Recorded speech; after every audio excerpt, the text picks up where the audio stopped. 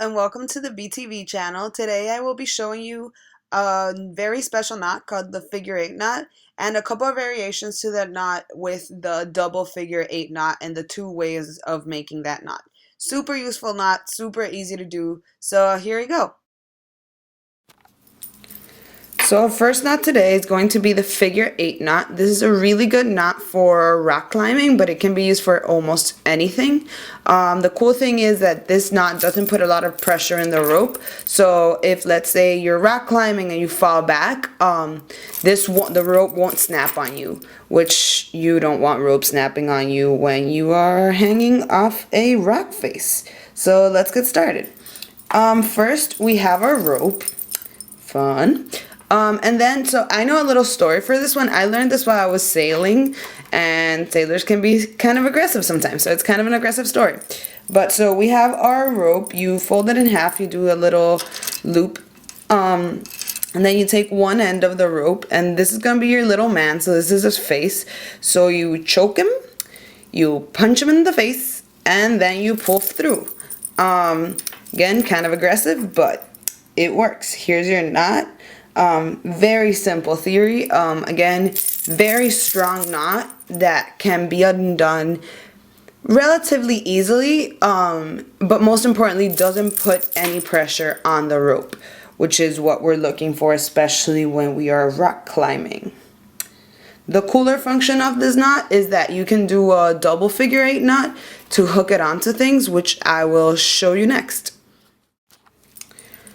Okay, so this is going to be our double figure 8 knot. What this does is that it leaves a loop here so you can hook things onto this. There's actually two different ways of doing this knot, so I'll teach you both of them. Starting with, again, our rope. What we're going to do first is, if this would work if you have to just do a knot and attach a carabiner to this, like one of these. So what we do is that we take the rope and double it up. We're going to do the same sequence that we did for the single figure 8 knot, but with the doubled rope. So we make our little man, right, with the hook over here. We take this side of the rope and we choke him. We choke him, we choke him, we choke him. We punch him in the face and we pull through. As you can see, we are left with the figure 8 knot and a little hook. So this is perfect to attach a carabiner to something.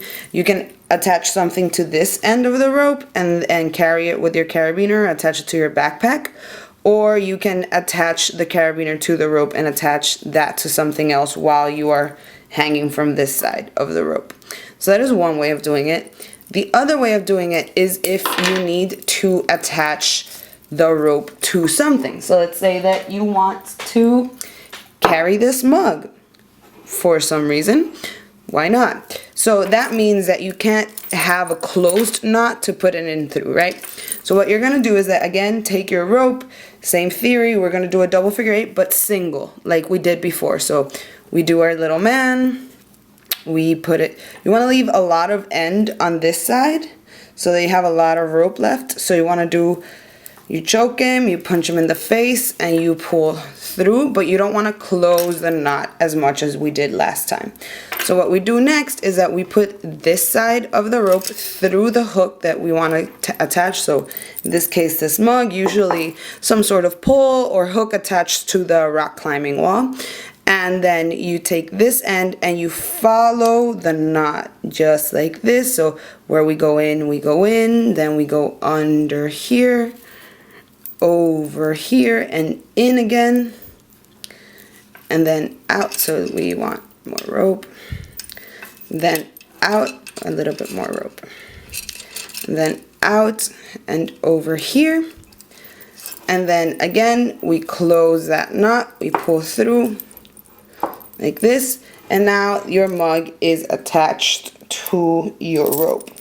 Again, usually you wouldn't be attaching a mug because I'm not sure why you would want to do that. However, now you know how to do that. But you would be attaching this to a similar structure on a rock face or attaching this to some sort of pole on a ship.